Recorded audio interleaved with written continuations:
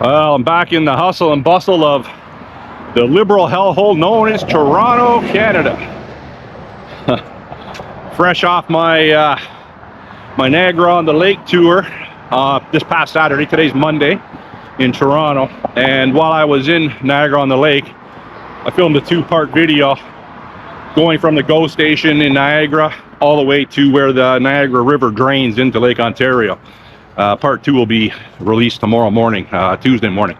So while I was there, down at Salsa on St. Clair, or as I affectionately call it, Somalia on St. Clair, there was a very predictable shooting. And, you know, a lot of people are saying they were shocked with this indiscriminate shooting that occurred at one of Toronto's major festivals. I didn't hear about it until I got back from Niagara on the Lake. I had a long day Saturday. And yeah, it didn't shock me. So 2 dead and I believe 7 wounded, 2 dead, 6 wounded, whatever. And, you know, I hate to have a cavalier attitude about it, but it is not shocking to me. If you put yourself in a situation like going to Salsa on St. Clair, you got to expect there's going to be some gunplay. I would never go to an event like that. People are now saying that Toronto Honda Indy in Markham could possibly be the next random gun violence. I used to go to the Honda Indy, the Molson Indy a lot, and I never once feared for any sort of gunplay to break out there. So the likelihood of some 68 IQ gangbangers pulling out their illegally obtained U.S. burners and start blasting each other because they are borderline brain dead.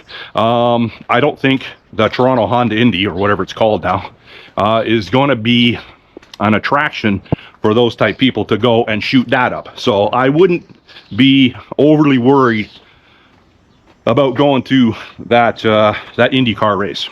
So that is complete nonsense. The type of situations or the type of festivals or events that are going to encourage gunplay are of a certain demographic population. And, you know, let's not sugarcoat this. Let's call it what it is. Last week, I did a little research on the outstanding murder cases, the current murder cases in Toronto, and dating back for 20, 30 years. It's hard to compile pictures of the people that have perpetrated homicides in this city and in this country. And there are several outstanding suspects over the years, cold cases, and people they're still currently looking for that have committed homicides. And you, as well as I, know that it is predominantly a very limited demographic of population that are committing these murders. And I could put up on the screen, or I could attach videos to my videos, and it will be a long succession of non-white supremacists, what I'm trying to say, or far right-wing extremists. There are no white supremacists, far right extremists, alt-right, white nationals that are going out and committing illegal gun crimes in this country. You know, we had that Manchurian candidate, that false flag in Montreal, with that idiot that came from Alberta with an SKS. Oh yes, we did have that. We did have that. Now, we haven't heard much about that since. At least I haven't. So yes, it does happen. But 99% of the violent gun crimes in this country are perpetrated by low IQ, street level gangbangers. It's the gang culture. It's the gang mentality. People in this country know that it is the violent crimes, or any sort of crime, is you're not going to be, the likelihood of you being punished harshly is not as great in other parts of the world. Our soft on crime liberal system, it's the liberal mindset, the liberal ideology that has permeated the entire country, but has permeated the legal system, has permeated the policing. And I'm not being critical of the police. If you watch video of the Salsa on St. Clair aftermath after the shooting, there were literally cops everywhere, running around with long guns, C8s, running around. Literally, I even seen some cops running around with their sidearms or handguns as they're running through the crowd.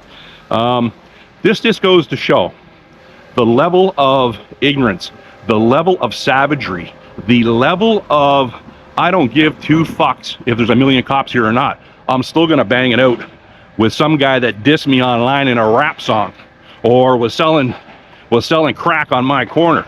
I don't give a shit. I don't give a shit who's around. I don't give a shit. There's people there with kids. If I blow some kid's head off, well, that's just the collateral damage of doing business in this culture. A lot of these young offenders, and I would say they're anywhere between the ages of 12 and 30. Let's go with that. So you have, just imagine this. Just imagine the level of or the lack of non-brain development that would prompt you to take out an illegally sourced U.S. handgun and start shooting in a crowd of thousands. And that's because, what I said earlier, you are dealing with a very low IQ, savagery mindset. Couple that with the gang culture that has been perpetrated from whatever organizations, from whatever intelligence agencies, whatever you want to believe about that for the last 40, 50 years, and you end up with this sort of gun violence on city streets. Now, you had the deputy chief right after the shooting. He had a press conference with Slurmouth Mayor Chow. Slurmouth was there. Her eyes looked all red like they got her out of bed or something. And he was trying to run cover, of course. The police are going to always support the politicians, and the high-level white shirt cops in this city are hand-selected to run cover for politicians because they make an exorbitant amount of money and all the perks that come with that white shirt as a policeman. And the deputy, I think he was a deputy chief, I don't know his name, a white guy, well-spoken guy, because they have to pick people that are going to go in front of the media and say what is or give them the script that has been handed to them. Mayor Chow came up and said her usual almost indecipherable nonsense. It doesn't matter what she says anyways. She's just a puppet. She's a cartoon caricature of a mayor, so it doesn't matter what she says. But the police the chief deputy went on to say that Toronto's a safe city. Now, 2 people just got killed in the middle of the streets, and I think 5 others or 6 others sustained injuries, whether they're gunshot injuries, ricocheted, flying glass, trampled, I don't know. I watched video of the aftermath of what happened. It looked like a bunch of youths running wild. It looked like a very chaotic, very third world reminiscent out of control situation in my eyes. And anyone that would watch that with any sort of critical thinking or rationale would come to the same conclusion. It is the city, like I've been saying, is almost unlivable. Like I've been saying in my last 5 videos, Toronto is a place to avoid. And I'll reiterate, if you want to go down to one of these festivals, street festivals or whatever, that attracts a certain demographic, I would at the very least suggest you wear a level 3A multi-threat level bulletproof vest. And this is what the Liberal government wants. The Liberal government wants chaos in this country. The Liberal government wants chaos at the street level. They want to take away more and more rights by criminality they've invited in and propagated through their unvetted, unsustainable immigration. So this is working out perfectly for the Mark Carneys of the world. All the high up white leaders of Canada and of the G7 countries, all these honky ass crackers that are allowing unvetted, unsustainable immigration into this country, they don't have any sort of skin in the game from a street level. They walk around, or they don't walk around. They travel around in bulletproof convoys surrounded by heavily armed tactical officers. They have underground networks to travel around in Ottawa And whenever they have a speaking engagement, the security is to the point where you can't even get a glimpse of a prime minister, of a president, whatever. Now, so what do they have to worry about? They're not going to get shot up at Somalia on St. Clair. No, they're not going to worry about that. Mark Carney's going to completely collapse this. Well, he's already completely collapsed it. Him and the bunny hopping gink Trudeau dancing around with his pretend. Well, it's his girlfriend Katy Perry. I think in his mind he's dating a 12-year-old because he certainly acts like that. So I don't know whatever sort of weird fetish that guy has, but it's. I wouldn't say it's a weird fetish. I would say it's a mentally compromised mindset. But now, that's my take on Salsa on St. Clair. What I want to talk about now is how Donald Trump and the Americans threw Mark Carney to the wolves again, so to speak. They took half the profits, the toll profits from the Gordie Howe International Bridge in Windsor. Now, my understanding is Canada, and I didn't know this until a couple days ago, but Canada paid for the Gordie Howe International Bridge in its entirety. They paid $6.4 billion, over $6 billion, 6.4, 6.7, something like that. An enormous amount of money. It's a beautiful looking bridge, and you know, it's going to be good for back and forth international commerce between the United States and Canada. Now, based on the deal, I think it was drafted with Obama, I think, or maybe even Bush, but the deal was that Canada was going to collect all the toll revenue to pay off the bridge, the ROI, the return on the investment.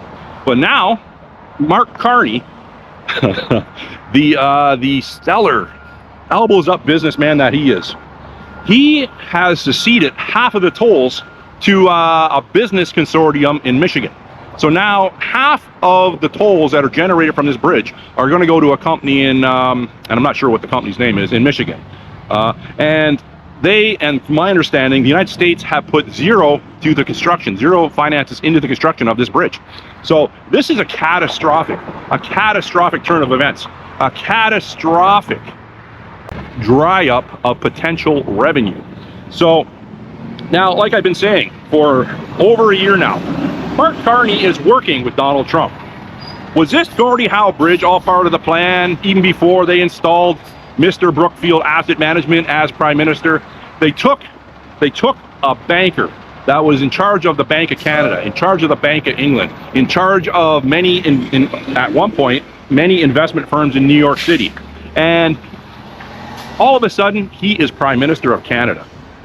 So basically, I liken it to, they have a corrupt corporate rating CEO of one company, and they somehow usher him in as the new CEO of another company with the intention of dismantling and collapsing the other company. And that's what they've done with Carney. They have brought him in, installed him illegally through whatever skullduggery is used to install suspect politicians.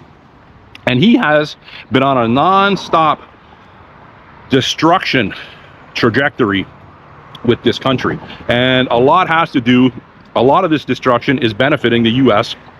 financially, and is benefiting Trump financially, and is benefiting every other country and company that Carney is involved with, including, well, under the umbrella of Brookfield Asset Management. Keeps on giving money over to the Ukraine. Gives money to the Ukraine because there's some nuclear power plant there that's under control of the Russians, and he wants that back because Brookfield Asset Management has a huge financial investment in that nuclear power plant. So I think we've given Ukraine now close to $30 billion. We got people sleeping on the street in the financial district. I showed that in my video on my way to Union Station the other day. Sleeping on sidewalk with no bedding, no mat, right on the concrete. And we have a fork-tongued lizard in Mark Carney giving upwards of $30 billion to get his fucking nuclear power plant back in Ukraine. Anyhow, that's going to be my rant today.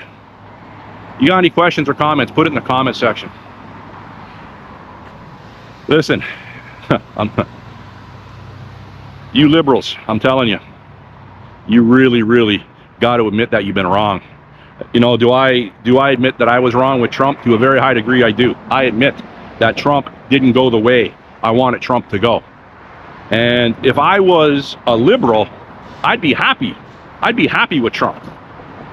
Not pretending like I hate him. Anyhow, leave anything that you have to say in the comment section. I'll get back to you.